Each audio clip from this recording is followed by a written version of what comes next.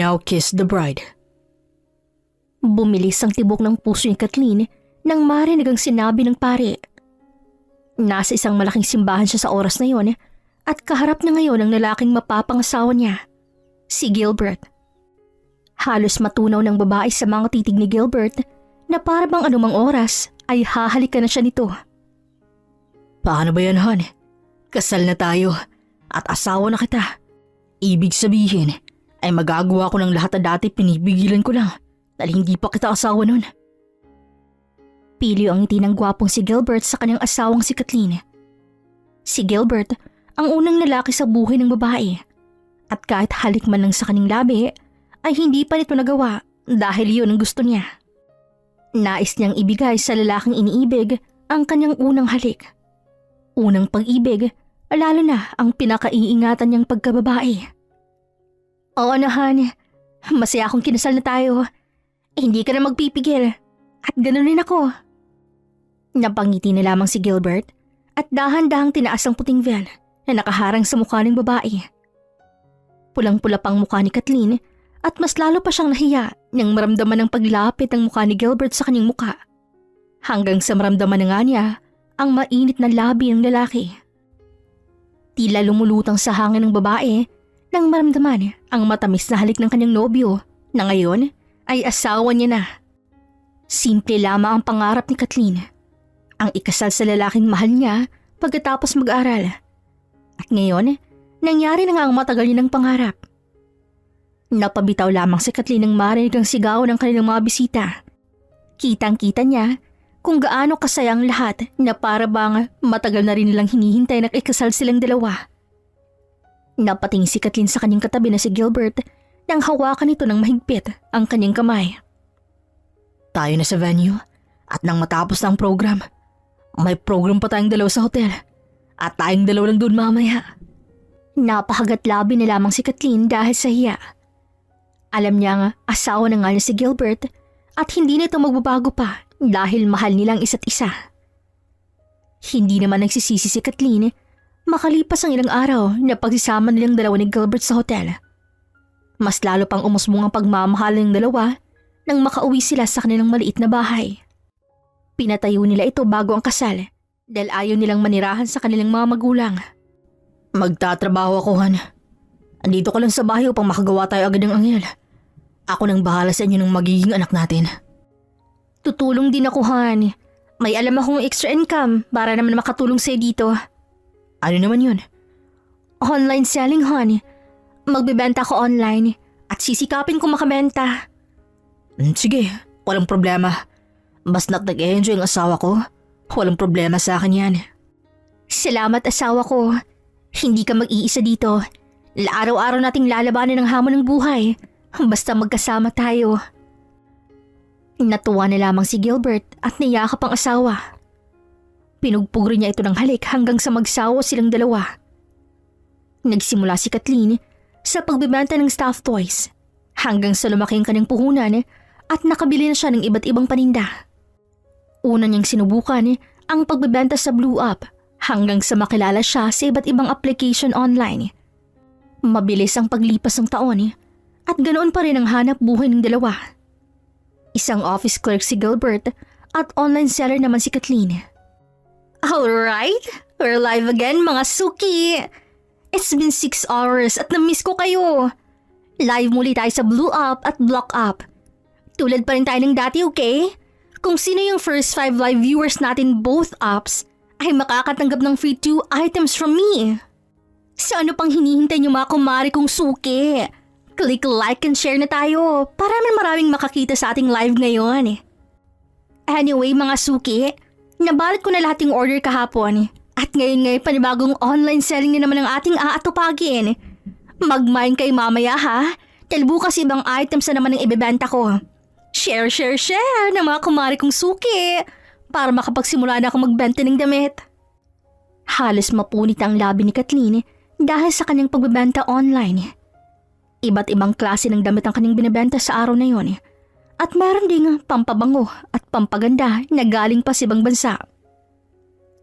College graduate ang tinapos ni Kathleen, ngunit mas pinili niyang magtrabaho online Hindi lang dahil malaki ang kita niya sa araw-araw, kundi dahil nais siyang maalagaan ang kanyang pamilya kahit naghahanap buhay siya.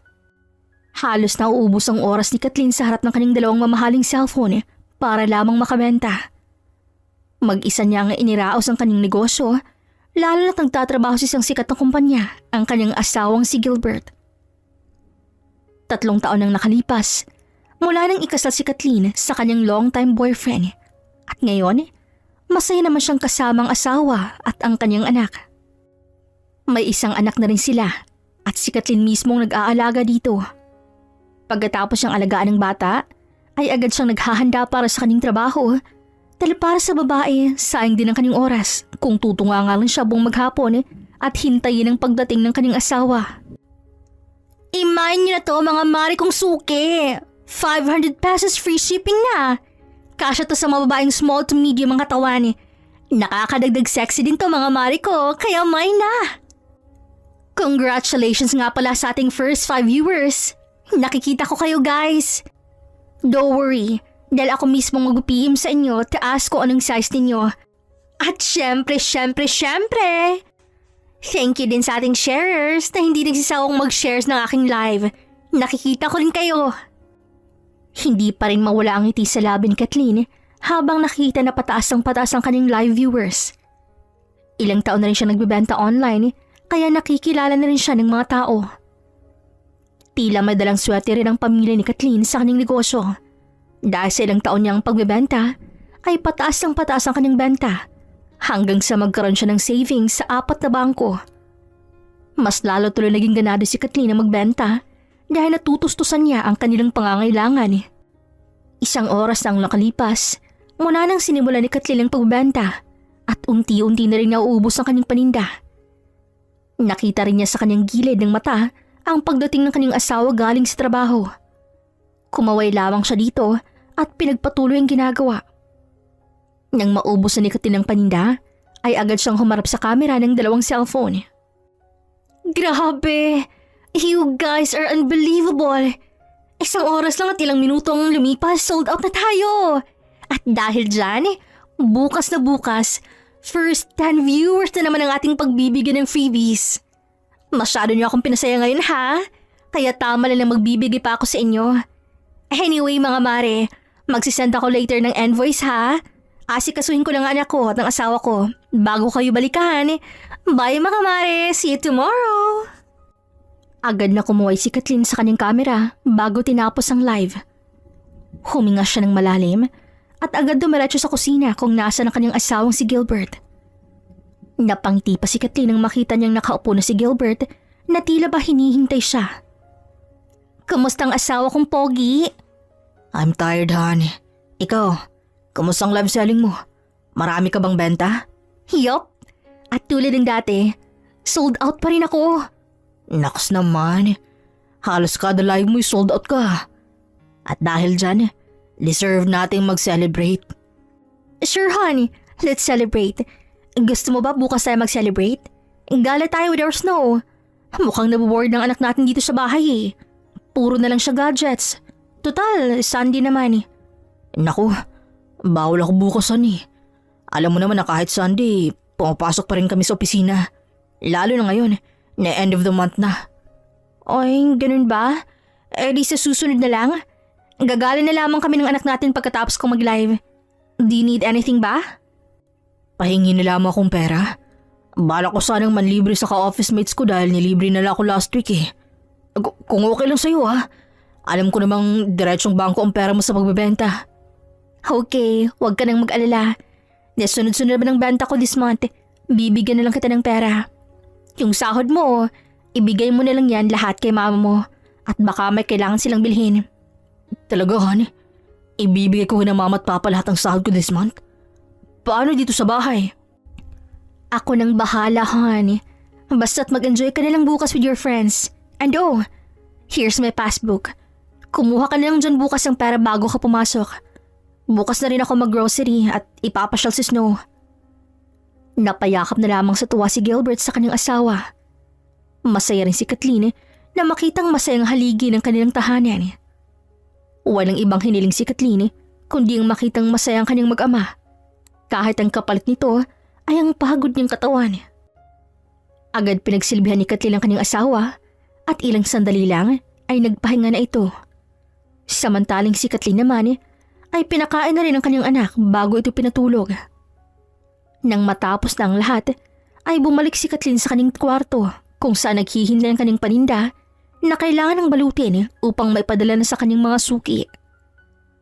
Tila walang kapaguran ng babae dahil pagkatapos niya magpasa ng invoice sa mga suki ay nilinis niya pa ang buong bahay upang maliwalas ang buong paligid pagising ng kanyang mag-ama. 3:00 ng madaling araw natapos ng babaeng lahat ng gawain bago siya natulog. Isang mainit na halik lamang ang kanyang binigay sa kanyang mag-ama bago niya pinikit ang kanyang mga mata. Samantalang si Gilbert naman ay nagising rin ilang oras ang makalipas at agad naghanda upang makapasok na sa kanyang trabaho. Nakita niyang tulog pa ang kanyang asawang si Kathleen, pati na ang kanilang anak, kaya iniwan na lamang niya ito at pumasok na sa trabaho. Agad dumiretso ng bangko si Gilbert at nag-withdraw ng perang nagkakahalagang 10,000 pesos. Hindi na nagpaalam pa si Gilbert sa kanyang asawa dahil alam niyang barya lamang ito para kay Kathleen. Maswerte kung ituring ni Gilbert si Kathleen dahil mabilis lamang pag-asenso ng kanilang buhay dahil sa sipag at syaga nito. Aminado naman si Gilbert na maliit lamang ang sahod niya kaysa sa kita ni Kathleen sa pagbebenta.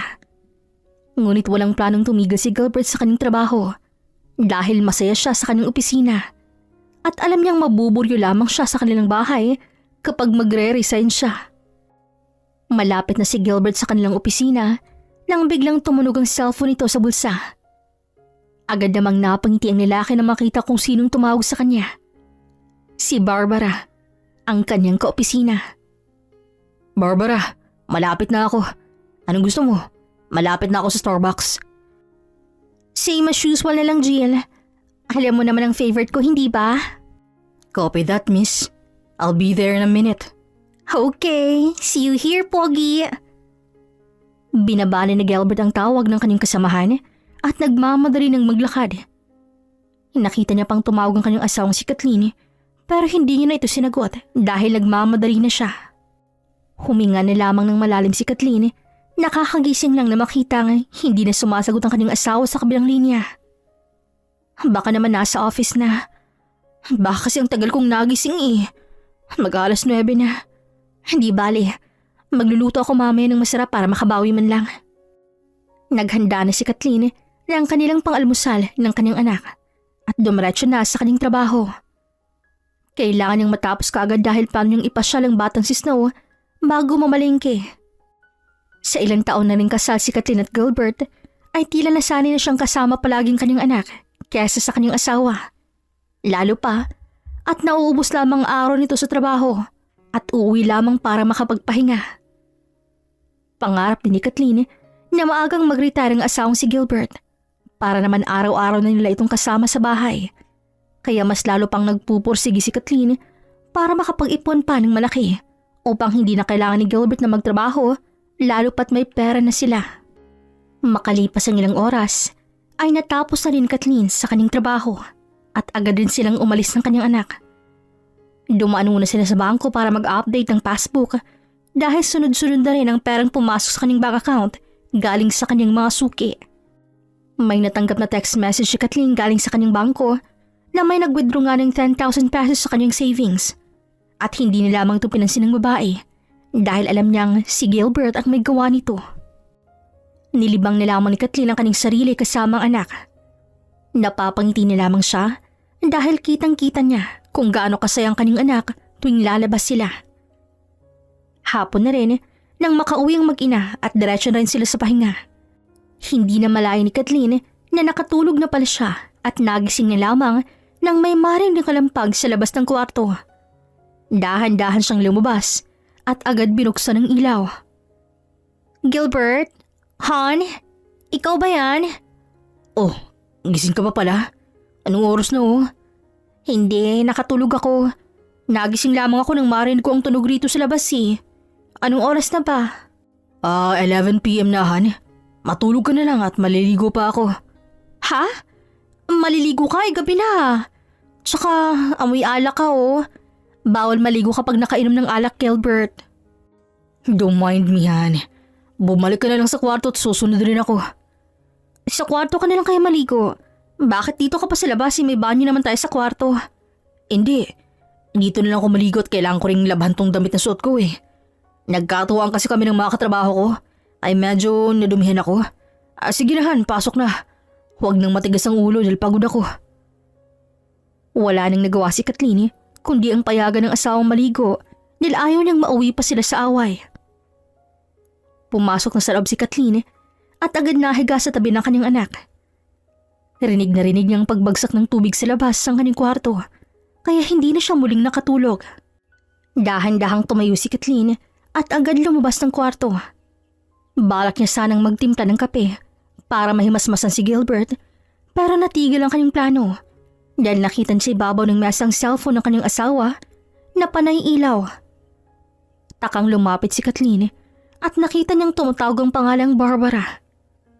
Sinagot ni Kathleen ang tawag kahit nasa banyo pa si Gilbert.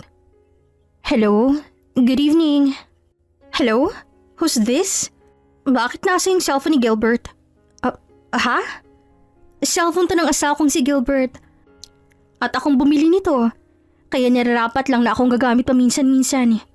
Ikaw, bakit ka tumatawag sa asawa ko ng gantong oras? Oh, may asawa pala si Gilbert? Office mate niya to. Nais lang naming makasiguro na nakauwi siya ng maayos. Lalo na't naparaming nainom namin. Is he there? Yes, andito na siya. Her going to sleep na Miss Barbara ha. Kaya magkita na lamang kay bukas ang asawa ko sa opisina.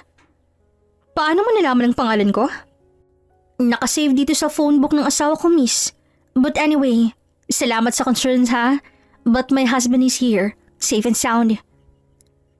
Hindi na hintay ni Kathleen na sumagot ang babae sa kabilang linya at binabaan niya na ito ng tawag.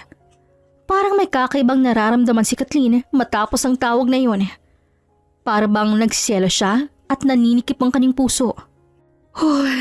Okay lang ako. Hindi lang siguro ako sanay na may ibang tumatawag sa asawa ko. Lalo na't mag-aalas o 12 na ng gabi. Ay, kalmahan mo lang Kathleen at baka ito pang rason para mag-away ko ng asawa mo eh. Kumalma si Kathleen at agad uminom ng tubig. Naabutan pa siya ni Gilbert sa kusina kaya nagtakang muli ang lalaki. Andito ka pa, Han? Akala ko natulog ka na ulit. Hindi na ako makatulog, honey. Nais ko lang mangumusta sa trabaho mo. Okay lang naman ang trabaho ko, Han. Baka pwedeng mag-movie marathon muna tayo? Han, may pasok pa ako bukas. Susunod na lang, okay? Okay, pasok na tayo sa loob. Nga pala, tumawag si Barbara. Kinumusta ka lang niya dahil naparami daw ang inom ninyo? Oh, bakit kailangan niya pang tumawag eh? Isang ride lang naman kami pa uwi. Ewan ko, ka-office mate mo yan ha? Hindi ko yun kilala. Ayaan mo na lang siya, Han. Ang importante, nandito na ako sa bahay. Safe and sound. Matulog na tayo? Sige, mauna ka na lang siguro at iti-check ko muna ang shipments ng mga paninda ko. Okay, Han. Tulog na ako at maaga pa ako bukas. Good night. Love you. Good night. Mas mahal kita. Nauna nang pumasok si Gilbert at naiwan namang nakaupo si Kathleen sa kusina. Binabagabag pa rin siya tungkol kay Barbara. Dahil pakiramdam niya, malapit ang kanyang asawang si Gilbert sa babae. Napatingin si Kathleen sa kanyang sarili at mas lalo pa siyang nanlumos sa nakita. Ang dating sexy, ngayon mataba na. Ang dating matingkad at mahabang buhok, ngayon ay medyo buhaghag na. Literal na isang ina na naiiwan sa bahay. Paano kung mababae siya nang hindi ko alam? Paano kung makahanap siya ng iba dahil lang napabayaan kong sarili ko? Masyado na pala akong losyang at kulang sa tulog. Maraming akong pera, pero para naman akong 40 anyos kung tingnan. Malayong malayo sa edad ko na 26. Huminga ng malalim si Kathleen at hinagod ang kanyang balikat. Hindi yan magagawa ng asawa ko. Lalo na at wala naman akong ibang bisyo kundi ang alagaan silang mag-ama. Mahal ako ni Gilbert at alam kong hindi na ako lolokohin. Pinalipas muna ni Kathleen ng ilang minuto bago siya pumasok sa loob ng kanilang kwarto. Nakita niya nga wala sa tabi ng lampshade ang cellphone ni Gilbert pero hindi na lamang niya ito pinansin. Malalim na ang hininga ng kanyang asawa kaya napatitig si Kathleen sa mukha nito. I missed you, hon. Miss na kita. Kailan ka kaya hindi magiging busy para naman makasama kita? Umusad si Kathleen palapit sa kanyang asawa at agad hinalikan ng labi ni Gilbert. Hindi sumagot ang lalaki, kaya hinalikan nitong muli Kathleen. Tila nagising naman ng lalaki at napatitig kay Kathleen. Han, pagod ako. Huwag muna ngayon, please. Pero hon, isang buwan na tayong walang ano. Sa susunod na lang, promise. Huwag lang ngayon. Bakit parang ayaw mo na sa akin, hon? Hindi ka naman ganyan dati ah.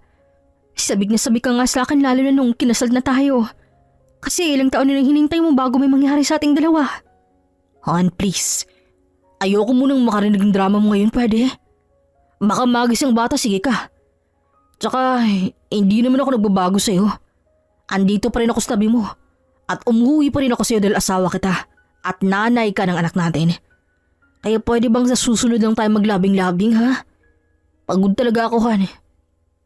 Sige na nga. Namimiss ka lang naman ng asawa mo eh. Huwag kang mag-isip ng kung ano-anuhan, okay? Nagtatrabaho ako para sa future nating tatlo ni Snow. Kaya kahit pa alam kong mas malaking perang naipon mo kesa sa akin, gumagawa pa rin ako ng paraan. Matulog ka na dyan at maaga pa ako bukas. Tahimik na umiyak ang babae at niyakap na lamang ang kanyang anak. Unang beses niyang makaramdam ng selos at pananabik sa kanyang asawa. Pero tinanggihan lamang siya ni Gilbert. Napahikbi na lamang ng tahimik si Kathleen at hindi nang gumalaw pa. Kinabukasan ay tila walang nangyari sa mag-asawa.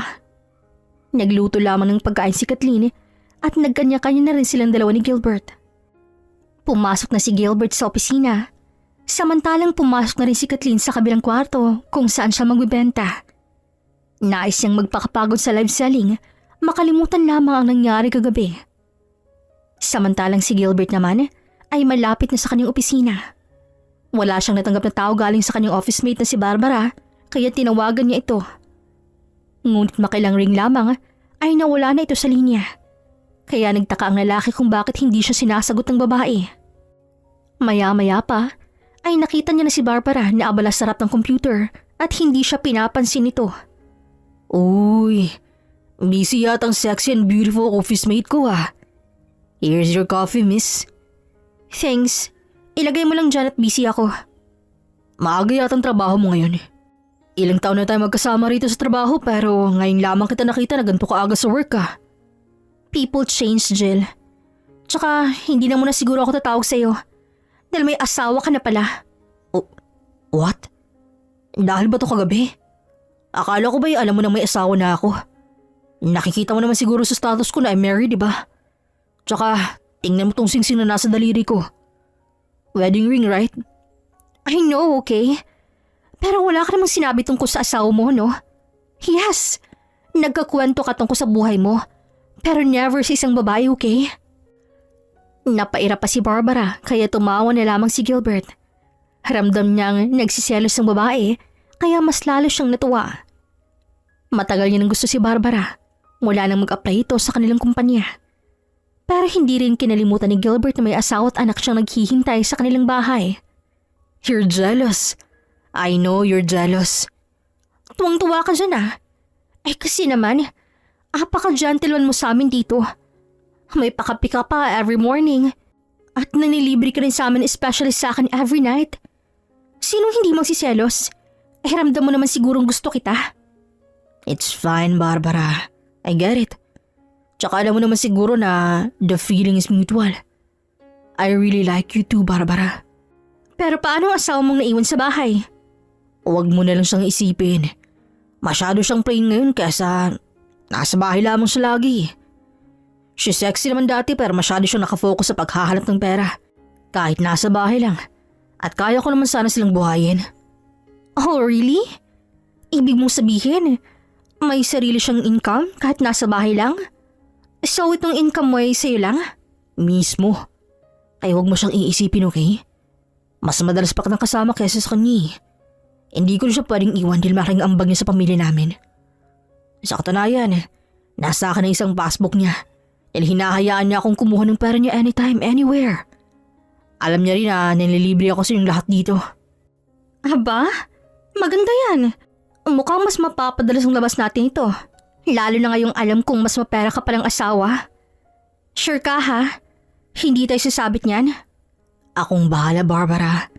As long as masaya tayo dito, masaya na rin ang asawa ko. Alam mo bang ang kasiyahan ko ang kasiyahan ng asawa ko, ha? That's amazing, Jill. Akin na yung kape, bago pa yung lumamig. Thanks.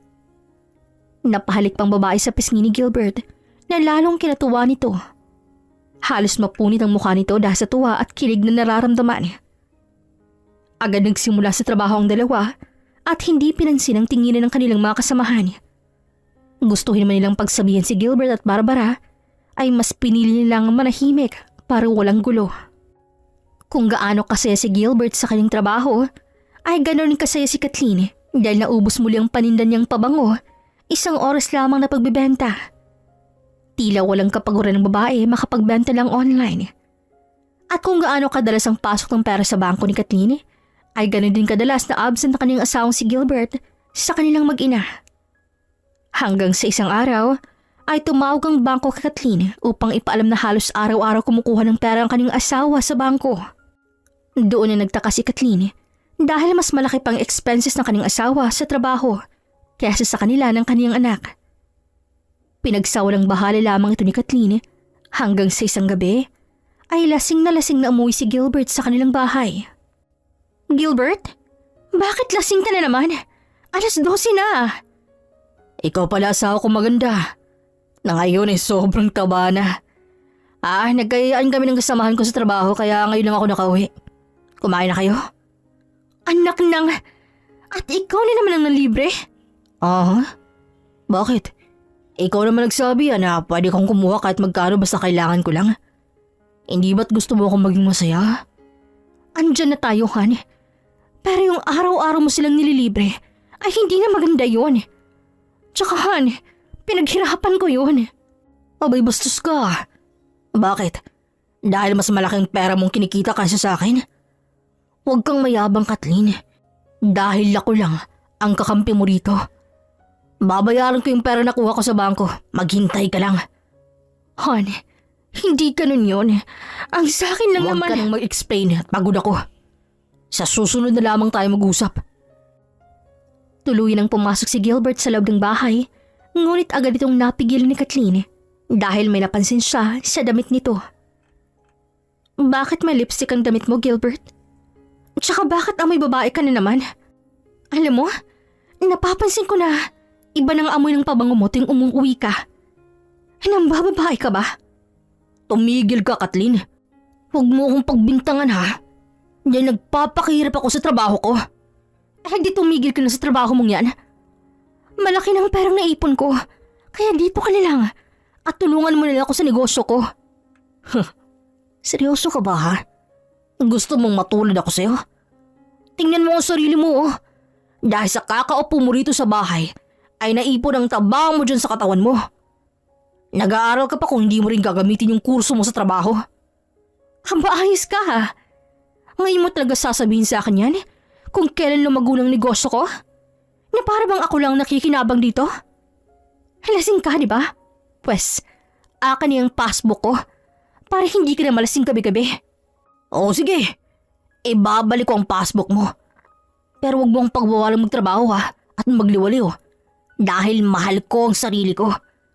Hindi ako tutulad sa'yo.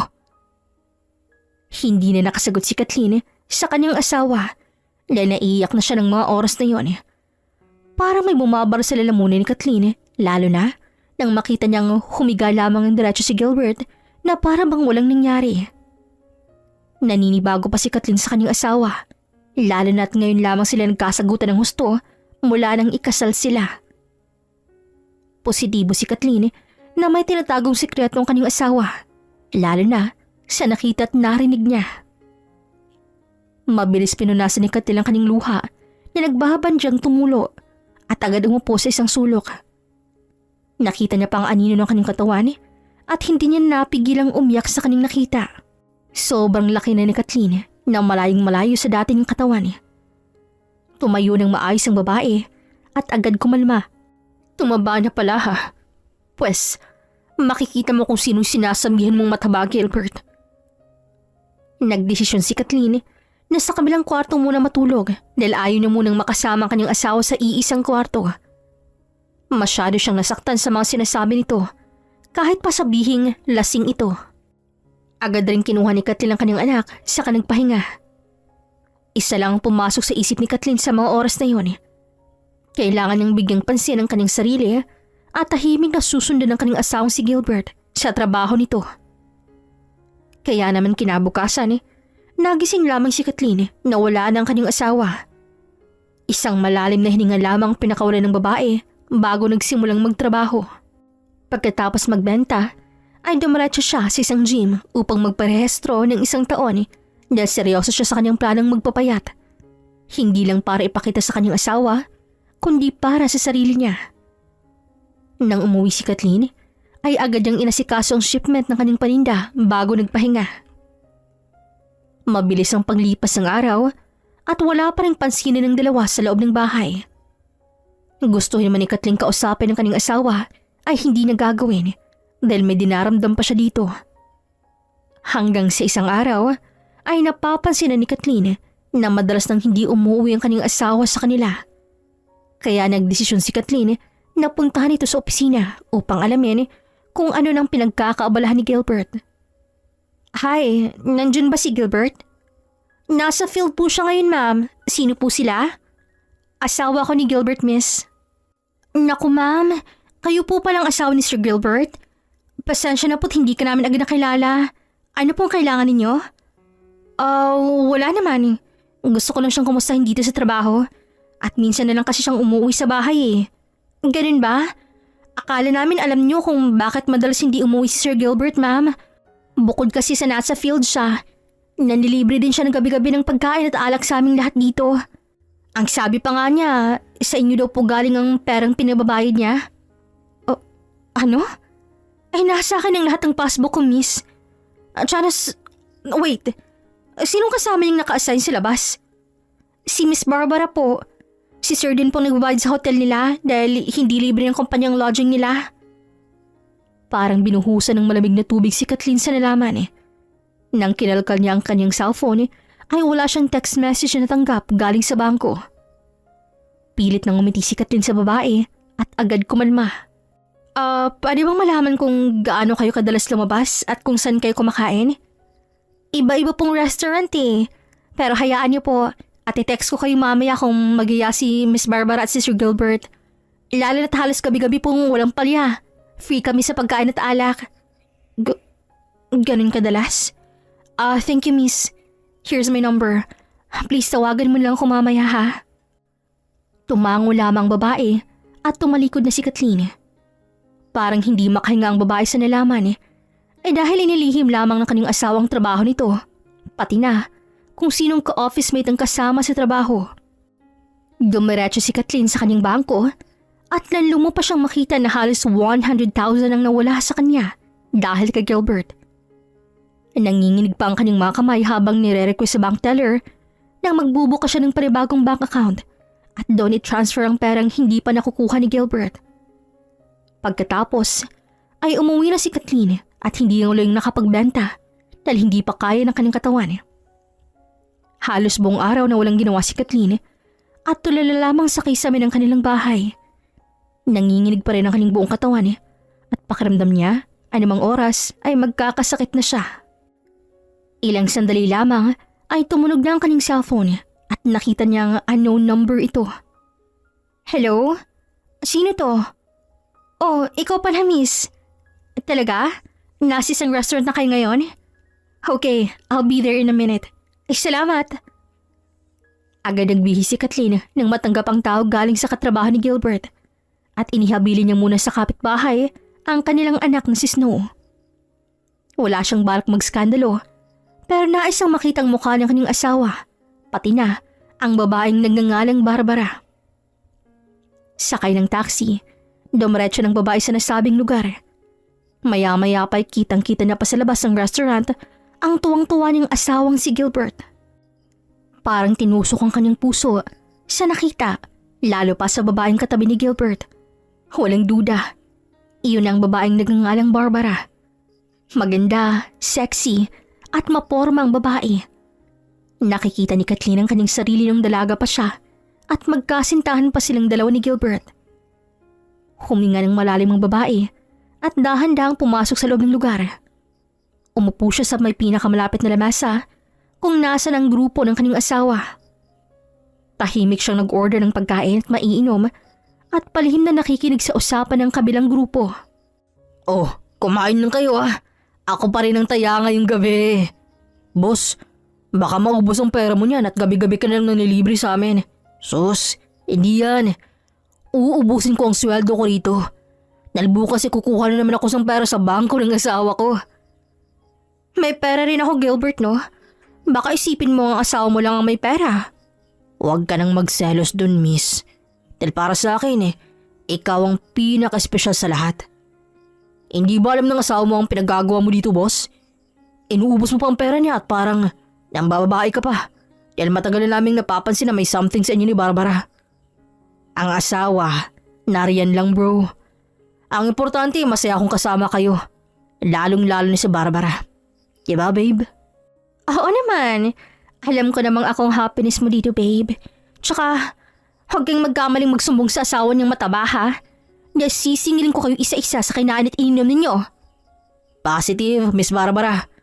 Ayaw rin namin makailam at hintayin na lang nating mahuli ka ng asawa ni Sir Gilbert. Oh, hindi na kami mahuhuli dahil marunong kaming magtago. Naiingit lang ako sa babaeng yon kasi napakaraming pera. At tingnan nyo naman gabi-gabi na tayong kumakain at umiinom. Pero hindi pa rin maubos-ubos ang perang nasa passbook ng babe ko. Siyempre naman, araw-araw ba namang nagle-live ang asawa ko makabenta lang? Araw-araw rin ang pasok ng pera niya, kaya magsaya lang tayong lahat.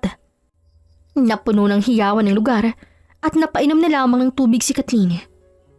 Gustong-gusto niya nang sigurin si Gilbert sa kabilang mesa, pati ng mga katrabaho nito na tila suportado pang dalawa. Pero hindi niya yung ginawa.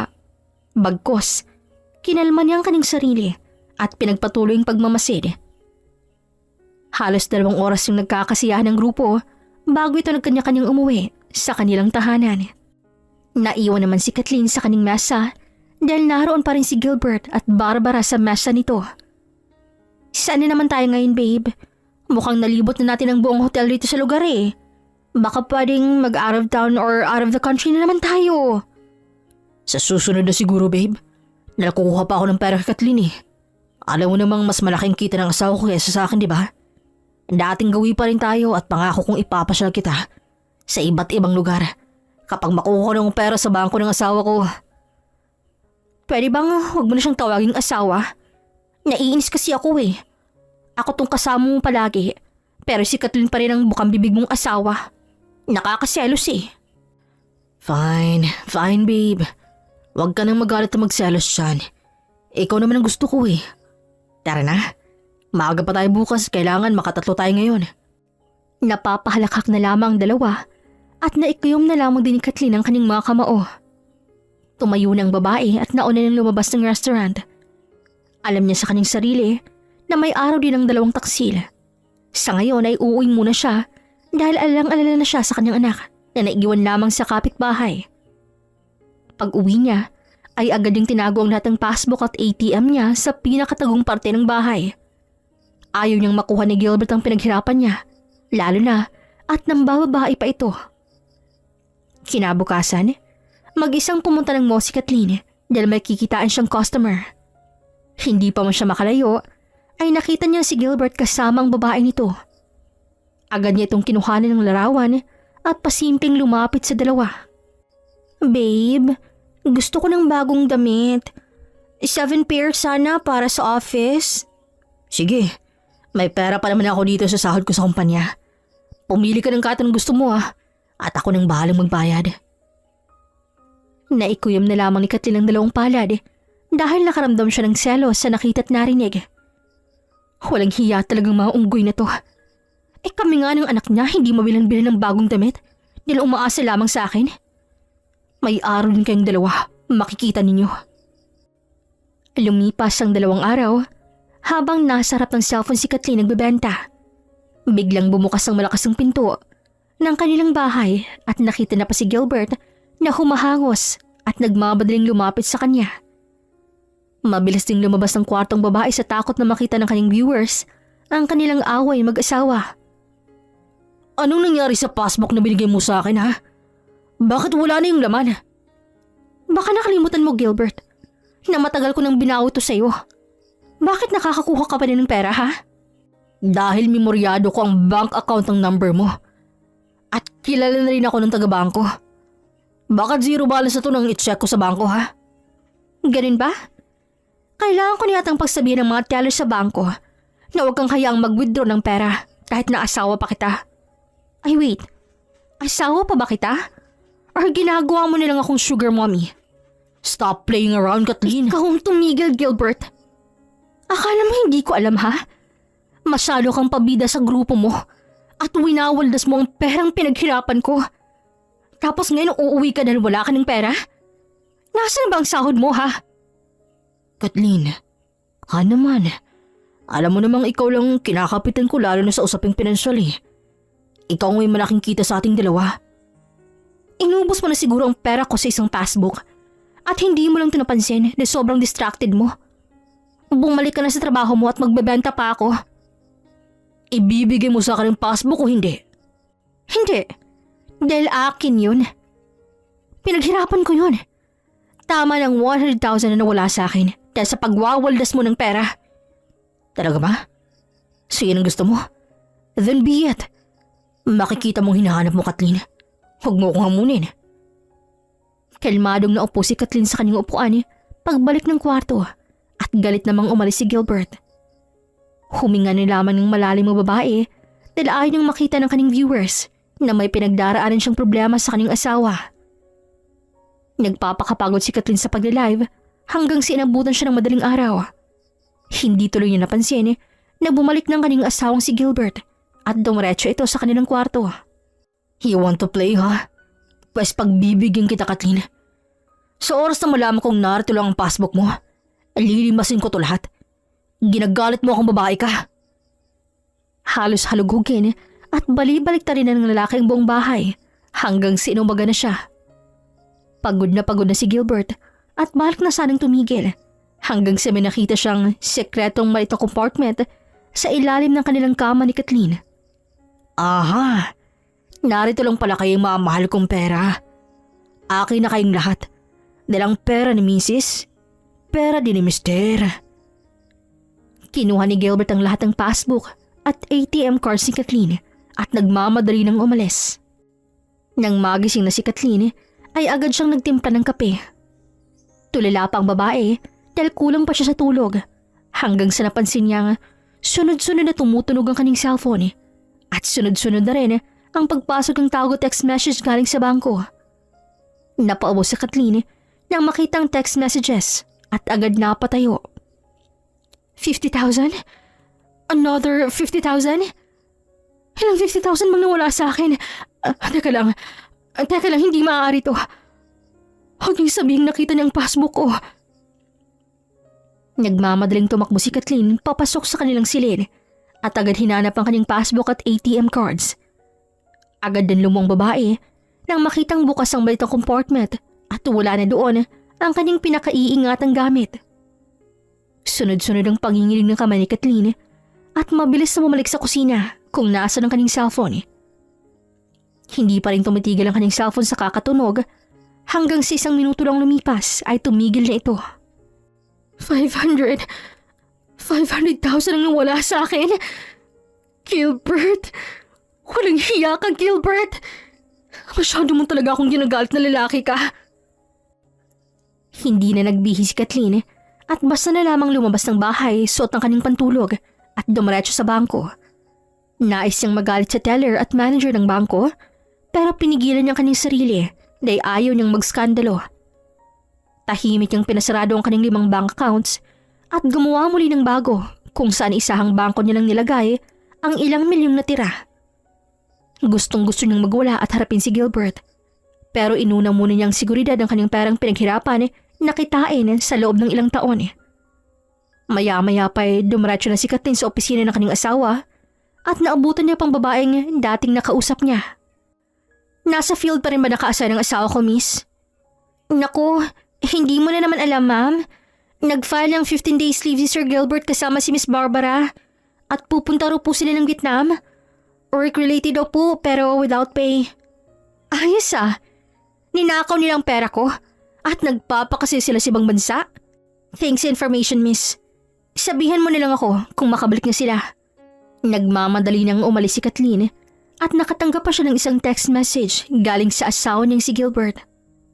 Out of the country ako. Work-related. Huwag mo na lang akong hanapin dahil uuwi rin ako. Out of the country mong mukha mo? Sige lang. Mag-enjoy lang kayo ng kabit mo dyan dahil pagbalik mo dito, pagsisisihan mong niloko mo ako. Lalong-lalo na yung babae mong mukhang kabayo sa tangkad. Sa loob ng ilang linggong, nagpakahirap si Kathleen sa kanyang sarili. Hindi na muna siya nagbenta online at inubos lamang sa gym ang kanyang oras. Halos isang araw lang din kung kumain ng babae dahil wala na siyang gana, lalo pa, at malakas ang kutob niya. Ilang sandali na lang ay maghihiwalay na silang dalawa ni Gilbert. Wala na siyang awang nararamdaman sa kanyang asawa, lalo na at harap-harapan siyang ninanakawan at niloloko nito. Isa lang ang nasa isip ni Kathleen sa mga oras na yon. Pagbabayarin na si Gilbert at ang kabit nitong si Barbara sa lahat ng kalokohan at pananakit ito sa kanya. Magtatatlong linggo na rin ang nakalipas at alam ni Kathleen na uuwi na ang kanyang asawa dahil tumawag na ito.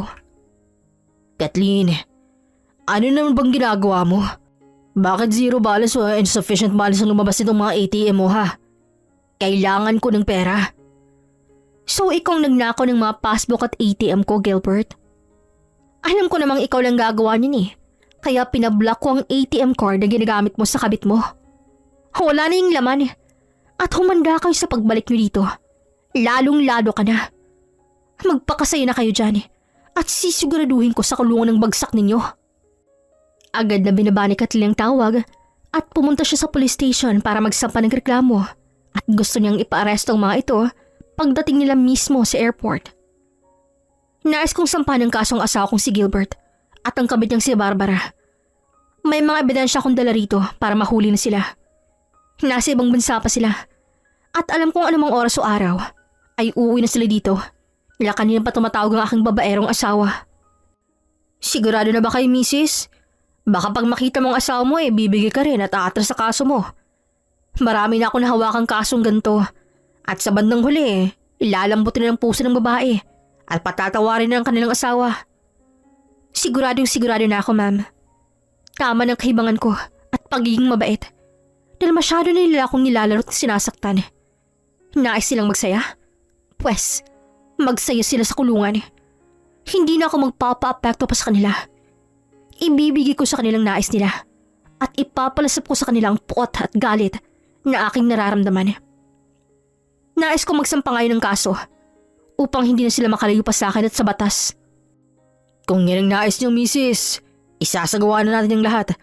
Lalo pat pauwi na palang kakasuhan mo. Tutulungan ka namin sa abot na ay makakaya.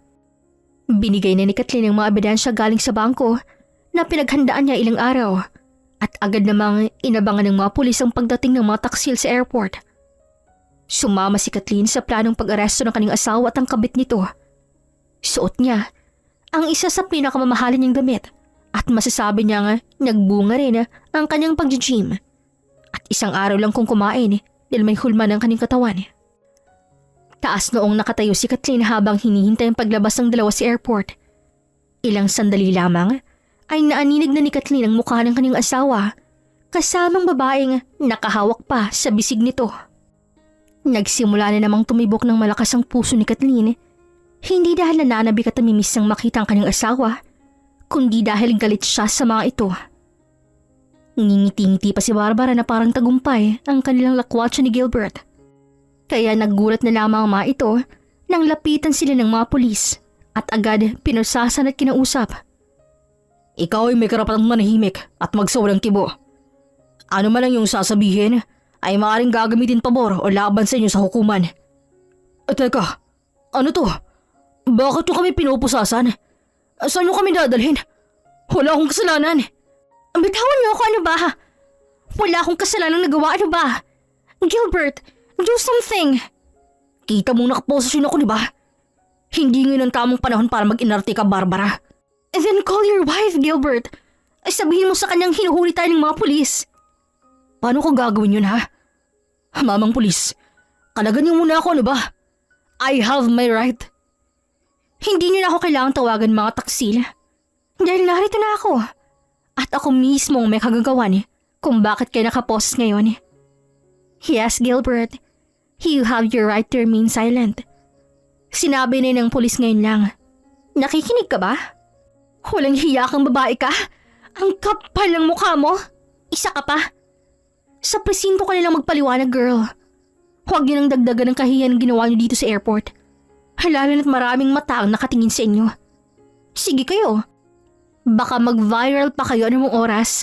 At ang pamagat ay mister at kabit nito timbog sa paliparan. Gusto niyo yon? Nauna nang tumalikod si Kathleen at agad sumakay sa sasakyan ng isang pulis. Samantalang kitang-kita niya kung paano magwala ang kanyang asawang si Gilbert kasamang kabit nito. Pagdating sa istasyon ng pulis, ay pilit na pinapaupo ng kapulisan ng dalawa dahil hindi pa rin ito tumigil sa pagwawala. Kathleen, asawa ko. Please hear me out. Hindi ko sinasadyang lokohin ka, Kathleen. Naloko lamang ako ng babaeng to. What? Why me, Gilbert, ha? Ikaw itong pa-fall sa akin. Ngayong nahulog ng loob ko sa'yo ay sasabihin mo yan sa harap ko mismo? How could you? Tumahimik ka, Barbara. Ikaw rin ang dahilan kung bakit ko ninakaw ng asawa ko. Masyado kang maarte at feeling mayaman. Kasalanan mo yan. Hindi.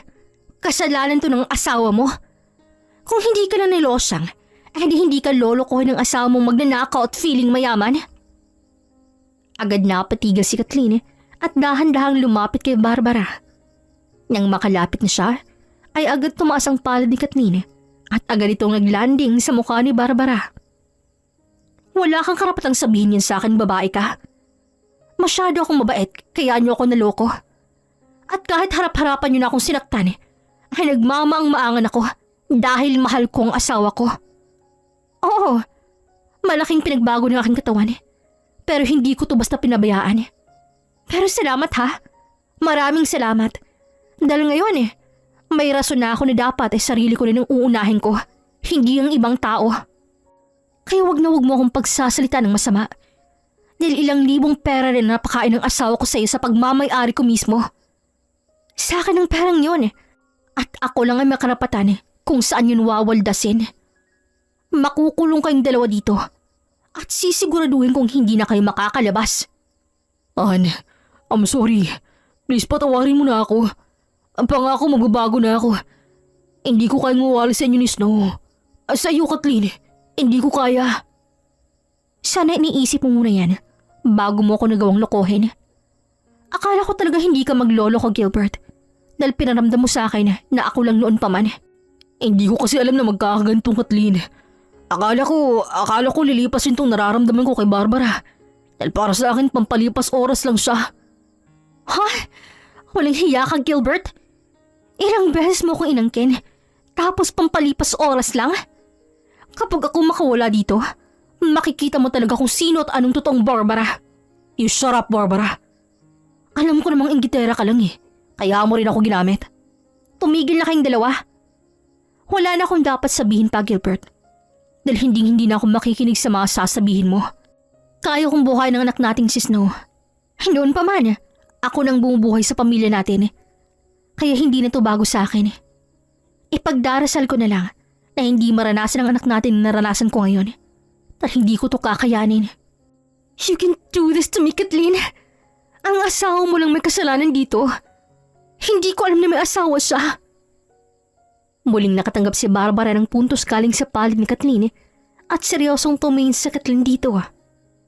Huwag na tayong maglokohan dito, Barbara. Dahil una sa lahat, ako ang sumagot ng tumawag ka this oras ng gabi just to make sure na nakauwi na bang asawa ko. Masyado ka namang caring and blind. Sinabi ko sa iyo noon na asawa niya ako, di ba? At ako ang bumili ng kanyang cellphone. Nakalimutan mo naman kaagad?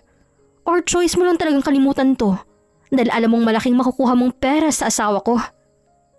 Ang kapal naman ng mukha mo para sabihin yan sarap ko mismo. Masyado ka lang talagang makating babae ka.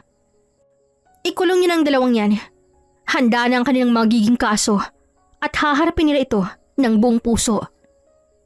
Pinili lang magkasala kaya nararapat lamang na magdusa sila. Nang akmang ipapasok ng dalawa sa silid-piitan ay biglang nagula si Gilbert at nabitawan ito ng mga pulis. Tumakbo si Gilbert palapit kay Kathleen at yumakap ito ng mahigpit. Huwag mong gawin to, Han. Hindi ko kaya. Patawarin mo na ako, Han, please. Patawarin mo na ako. Nagsisisi na ako, Kathleen. Pinagsisisihan ko ng lahat na nagawa ko sa'yo. Yung perang nawala, ay babalik ko yun. Iatras mo lang ang kaso laban sa akin. Ikaw ang mahal ko, Kathleen, alam mo yan. Ako ang unang lalaki sa buhay mo. At ako lang lalaki para sa'yo. Si Snow, ang anak natin. Hahanapin niya ako. Maghahanap yun ng daddy niya. Hindi na napigilan ni Kathleen ang kanyang sarili at galit nang pinagbuhatan ng kamay si Gilbert. Halos hindi na mabilang ni Kathleen kung ilang beses dumapo sa mukha ni Gilbert ang kanyang palad. Hanggang sa tumigil na siya dahil pati siya ay nasasaktan na rin sa kanyang ginagawa. Huwag mo na akong tatawaging Han dahil hindi niya ikong asawa ko. At para malaman mo, Gilbert, hindi lang ikaw ang lalaki dito sa mundo. Masyado akong loyal sa'yo, kaya wala na akong ibang lalaki sa buhay ko. Ngunit huwag kang mag-alala, dahil gising na gising ng babaeng niloko mo. Pasalamat ka't mabilis na nakit ang palad ko, dahil kung hindi, higit pa rin ang makukuha mong sakit sa akin. Ikulong niyo na yan! Muling hinawakan sa magkabilang bisig ni Gilbert ng mga pulis at agad itong ipinasok sa kulungan. Nagsisigaw pa si Gilbert pati ng babaeng kabit nito pero masyado nang malamig si Kathleen lalo pa sa kanyang asawa. Tinalikuran niya ng dalawa at lumabas na ng istasyon. Tila nabunutan ng tinig sa katawan ng babae at nais na lamang niyang makalayo sa lugar na yon.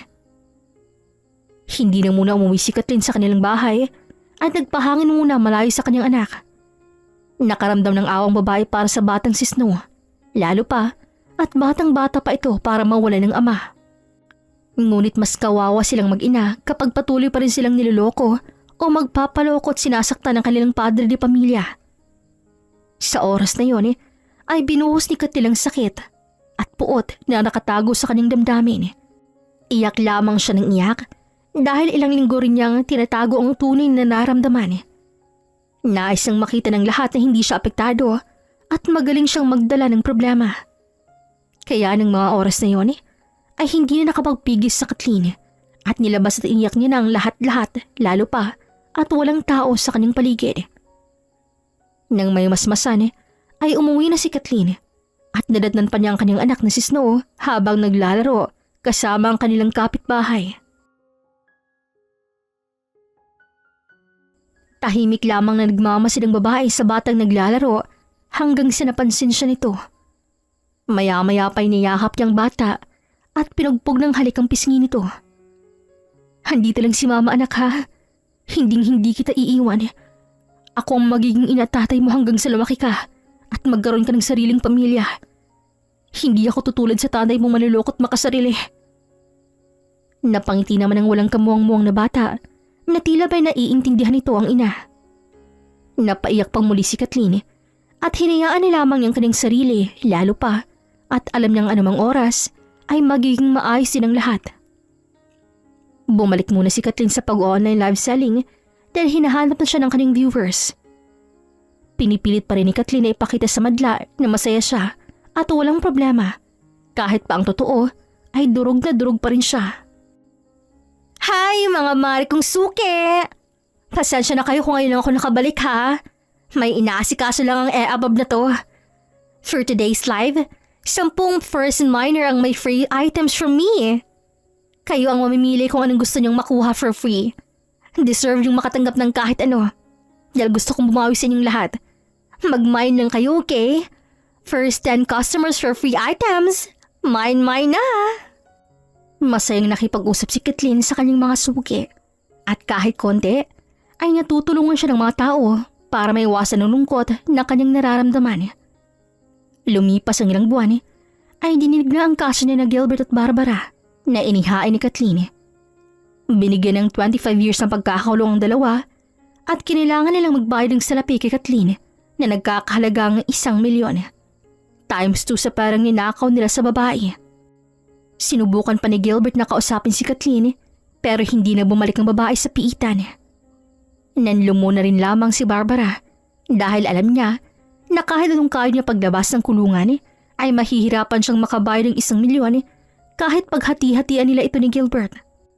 Samantalang si Gilbert naman ay tulala lamang sa isang sulok na tila ba hindi pa rin makapaniwala sa nangyari. Sa isang iglap ay nawala sa kanyang pamilyang binuo nilang mag-asawa dahil lang sa hindi siya makontento sa isang babae. Buong akala ni Gilbert ay hawak niyang kapalaran nilang mag-asawa dahil alam niyang mahal na mahal siya ni Kathleen. Hindi ito maaari. Hindi ito ang buhay na nakita ko sa pamilya ko. Kathleen, mahal ko. Bumalik ka na. Ilabas mo na ako rito. Ayoko rito, mabaho. Walang lasang pagkain at malamok. Kathleen, ano ba? Ilabas mo na ako rito, man.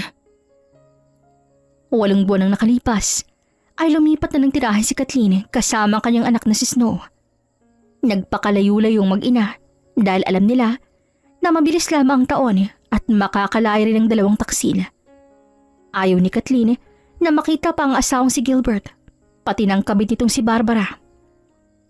Sinagawa na rin ang abogado ni Kathleen ang pagpapawalang bisa ng kanilang kasal ni Gilbert. Nakaramdaman ng panghihinayang babae pero buo na ang kanyang pasya at hindi na siya babalik pa sa lalaki.